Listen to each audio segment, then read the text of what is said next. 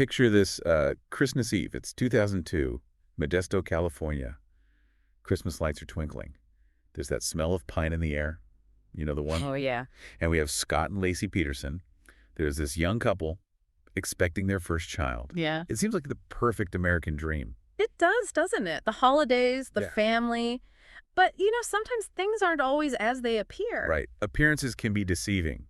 And in this case, that idyllic picture, well, it gets shattered, replaced by a mystery that would grip the nation. Laci vanishes. Without a trace. And there's this trail of unanswered questions. Yeah. And a web of suspicion. And it all points to the most unthinkable scenario. It's a case that really makes you question everything you think you know about someone, about a relationship. Yeah, and that's what we're doing today. We're diving deep into the Scott Peterson case on CrimePod Castle's Twisted Crime series. We're going beyond the headlines, looking at the investigation, the legal proceedings, the impact this case has had on how we understand crime and justice. So who were Scott and Laci before this tragedy? What were their lives like? So Laci was a vibrant young woman, very connected to her family and community. She was excited to be a mom. Her life really revolved around the anticipation of her son's arrival. Scott was more reserved. He worked as a fertilizer salesman. Outwardly, they seemed happy. But as we know, appearances can be deceiving. And that deception, it became so apparent as the investigation went on. Right. The affair with Amber Frey, that was a huge turning point. Absolutely. It wasn't just infidelity. It added this whole other layer to the case. Right. Amber's testimony and the recorded phone calls, they really painted this troubling picture of Scott, the lies, his attempts to distance himself from Laci's disappearance, and just a lack of genuine concern. It all raised so many red flags. It's chilling to think about how he's presenting himself to Amber as a grieving widower while he's a suspect in his wife's disappearance. Like he's living a double life. Yeah, it's like this level of detachment, this ability to compartmentalize his actions, his words. They don't match up with what you'd expect from a husband desperately searching for his missing wife. Makes you wonder what was going through his mind. Did he think he could get away with it? Right, and that question of motive, it's central to this case. Was it just wanting to escape responsibility? Or was there something darker, something more sinister? And the prosecution really pushed that narrative of Scott as a man driven by self-preservation, willing to do whatever it took to be free. Absolutely.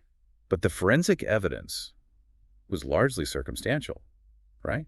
How crucial was that to their case? It was crucial. It's fascinating how these seemingly insignificant details become these powerful pieces of evidence when they're all put together. The fishing trip, the lack of a solid alibi, the items linked to his boat, all pointing to a carefully planned crime. And the cement anchors, what about those? Were they ever definitively linked to Scott? Well, the defense argued they weren't related, but the prosecution presented evidence suggesting Scott had bought similar anchors just before Laci disappeared. The anchors, the debris that could have been used to weigh down a body, it all added weight to the prosecution's theory. It's like a puzzle. Each piece on its own might not be enough, but when you put them all together, you start to see a clearer picture. Exactly. That's the challenge with circumstantial evidence. You need meticulous investigation, careful analysis to build a compelling narrative. And then there's the polygraph. Scott refused to take one, Yeah. which, just fueled public suspicion. Yeah. Can you talk about why that refusal was so significant to the investigation? Well, polygraph results, they're not admissible in court, but refusing to take one, it can be seen as a sign of guilt or an attempt to hide something. And for Scott, it just added to that growing list of actions that didn't fit the innocent man narrative. It's not just the evidence. It's how it's presented. Yeah. The prosecution has to create this story that convinces the jury beyond a reasonable doubt. It's true. The courtroom, it becomes a stage where facts, evidence, arguments, they're all woven together to present competing narratives. Yeah. It's this battle for the jury's hearts and minds, Right. where each side is trying to build the most believable story. With such high stakes, the outcome is life-altering. But let's step back for a second. Let's talk about Scott and Laci's relationship before the affair, before everything came out. Were there signs of trouble? Were there any red flags that maybe hinted at what was to come? There were whispers, rumors of financial strain, maybe some underlying tension, but nothing concrete that pointed to violence or a motive before the investigation uncovered Scott's secret life. It's a case of hidden depths on the surface, this perfect life, but underneath, a web of secrets, betrayals, leading to this terrible tragedy. It reminds us that we never really know the full story. Right. We only see fragments, the carefully curated versions people present to the world. And sometimes the truth, it's much darker than we could ever imagine. And that darkness, It really came to light with that devastating discovery of Laci and Connor's remains in April 2003. The location, the condition of the bodies, it just painted this grim picture. It must have been just heartbreaking for Laci's family after months of not knowing, hoping to have those hopes dashed. Can you talk about the impact of that discovery on the case, on the public's perception of Scott? Well, the discovery shifted everything. It went from a missing persons case to a confirmed homicide. It solidified the public's view of Scott as the prime suspect. And the fact that the bodies were found in the San Francisco Bay, where Scott said he'd been fishing, it just added more weight to the prosecution's case. It's hard to imagine the grief, the anger that Laci's family must have felt at that moment. Their daughter, their grandchild, hopes and dreams for the future, gone. It was a profound loss, a tragedy that really resonated with the community and captivated the nation. And the media coverage was relentless. It just amplified the emotional intensity of the case. Speaking of the media, let's talk about the role it played in shaping public opinion. Do you think all that scrutiny, the intense media coverage, impacted the fairness of the trial? It's a tough question. On the one hand, media coverage can be so important. It raises awareness. It keeps the pressure on law enforcement to ensure justice is served. But on the other hand, that constant flow of information, speculation, sensationalized reporting, sometimes it makes it hard to separate fact from fiction. Right. It's that blurring of lines that's concerning. Did the media maybe unintentionally influence potential jurors, shape their opinions about Scott before he even had a chance to defend himself? It's a valid concern. It raises questions about that balance. The public's right to know versus the defendant's right to a fair trial.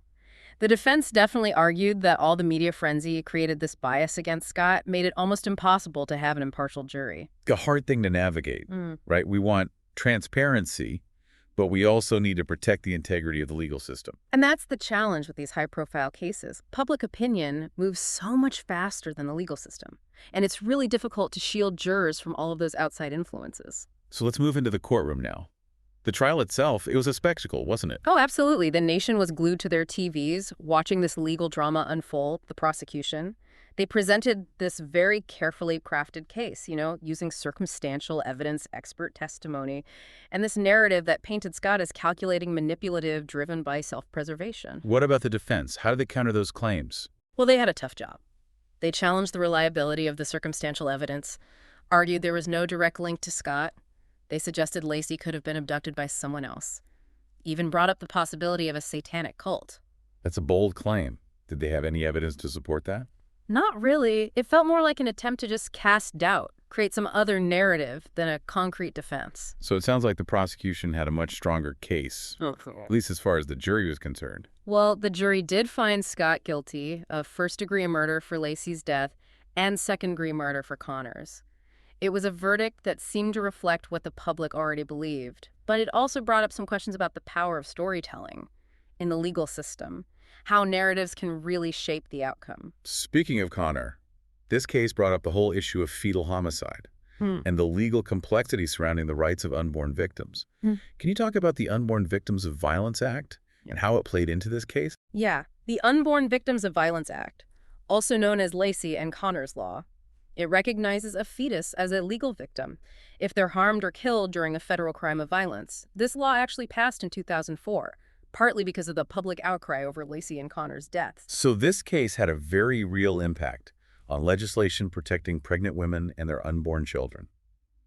It's a bittersweet legacy born out of unimaginable loss. It really speaks to the strength of Laci's family, their determination to turn their grief into something meaningful.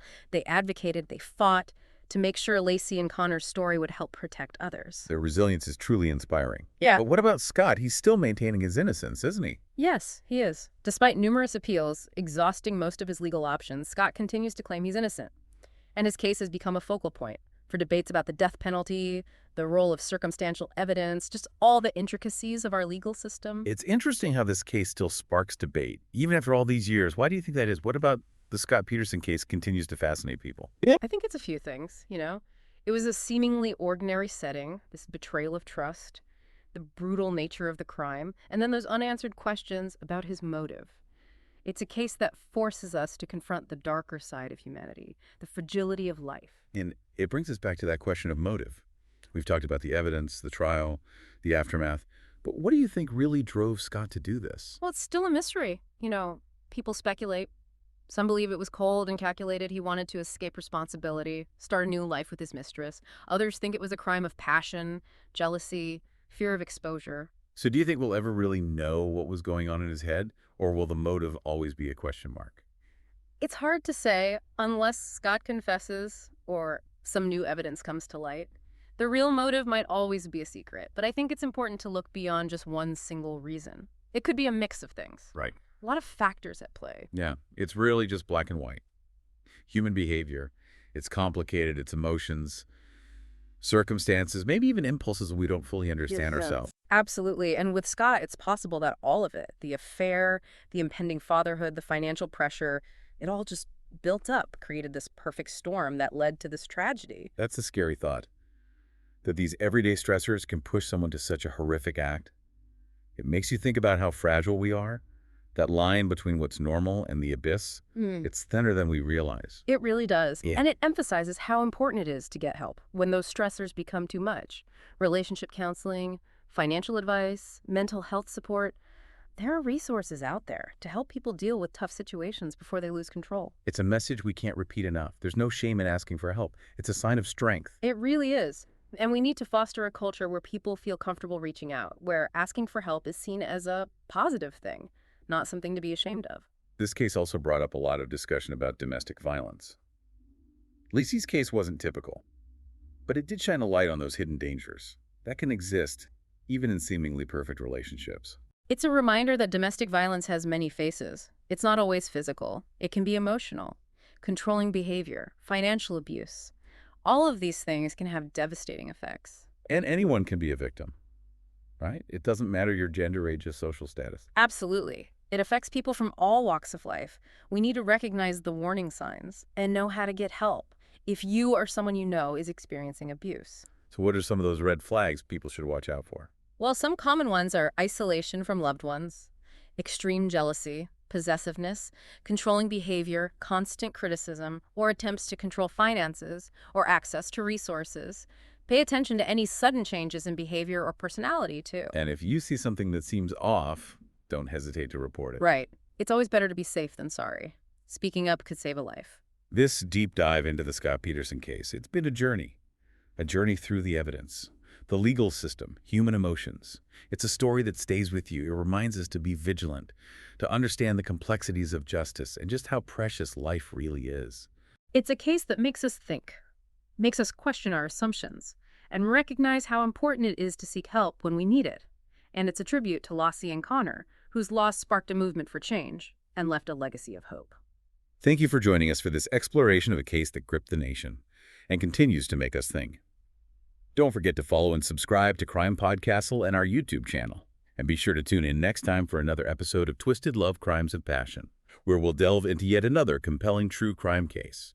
Until then, stay curious, stay safe, and as always, stay vigilant.